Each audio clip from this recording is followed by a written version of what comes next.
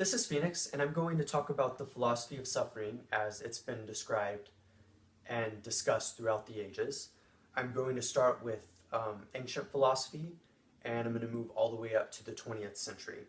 The specific thinkers I'm going to hit are Aristotle, uh, Buddha, medieval philosophers, including Aquinas and Boethius, Enlightenment thinkers, especially Kant, as well as Sartre and Camus from 20th century existentialism.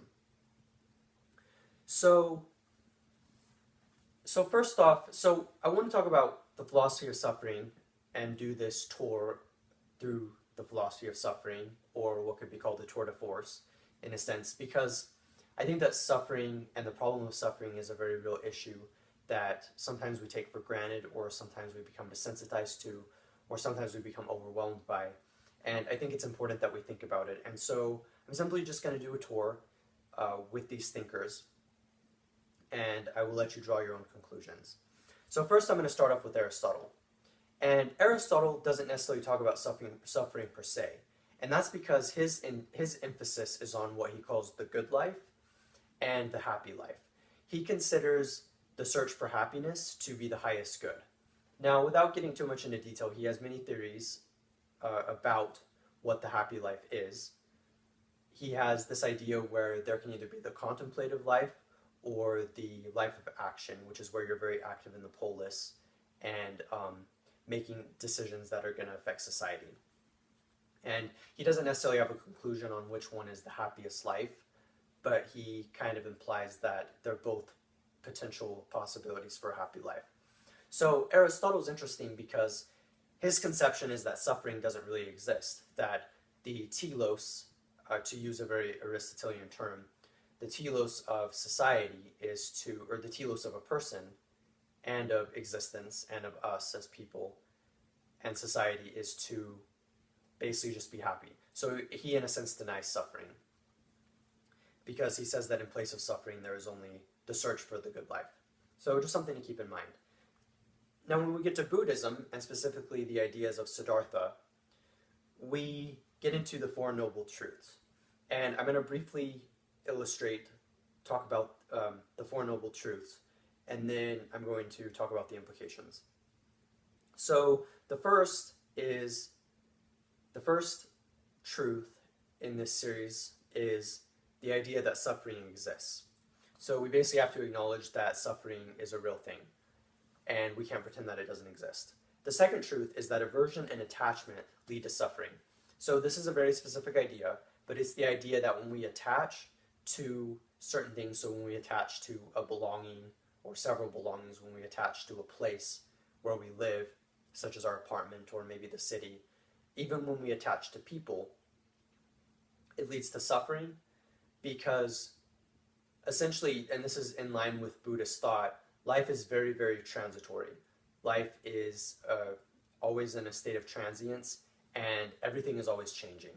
And so essentially, the difficulty with that is that it's not a good idea to attach to anything because it's not always going to be there. In fact, you're not always going to be there, to make matters worse.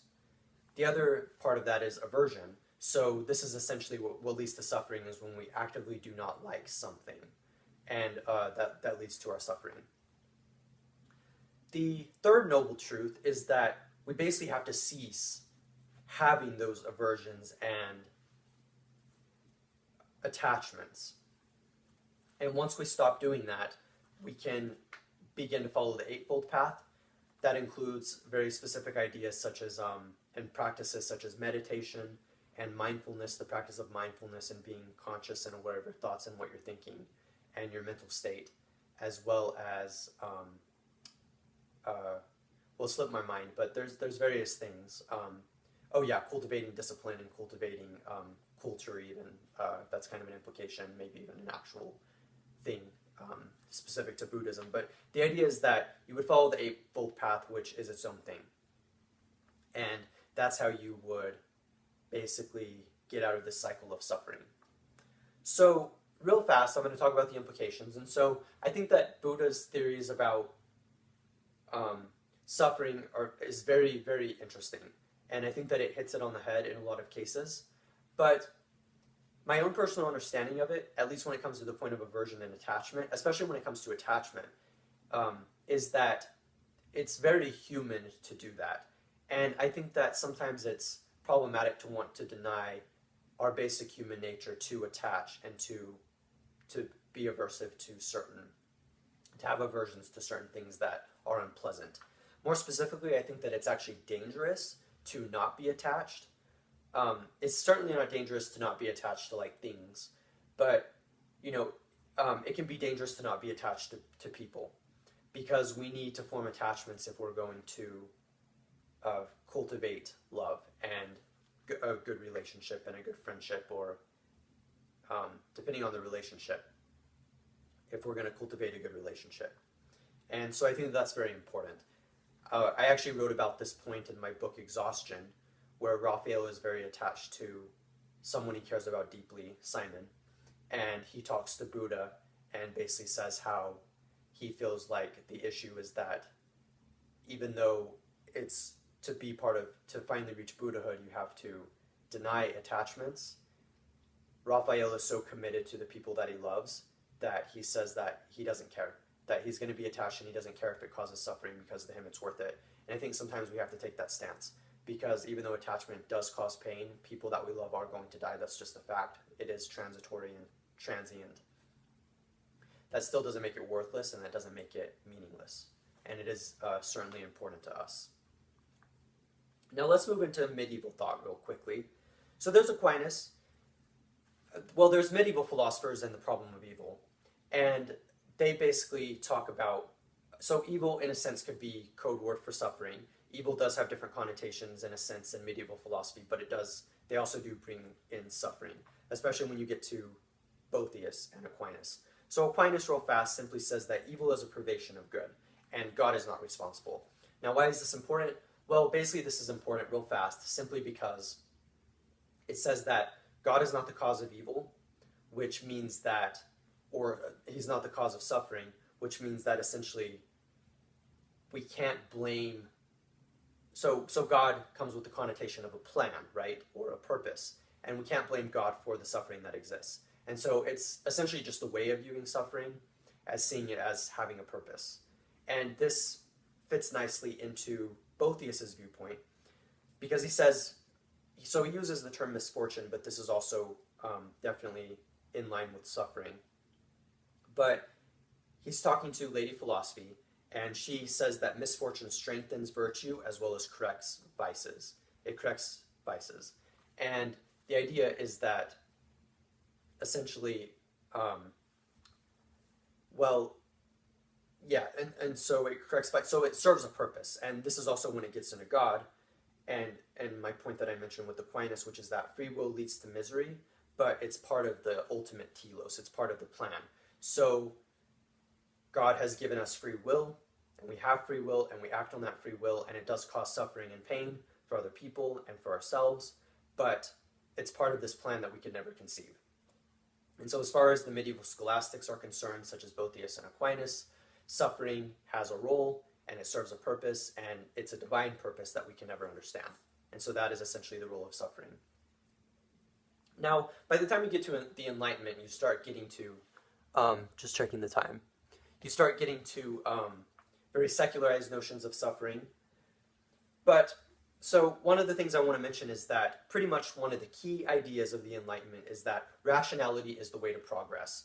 And progress, more specifically, could encompass certain ideas such as taking society away from suffering, for instance. I think that that's important, but also, of course, the more obvious, such as society growing as an organism and becoming stronger and more efficient and more knowledgeable on various things.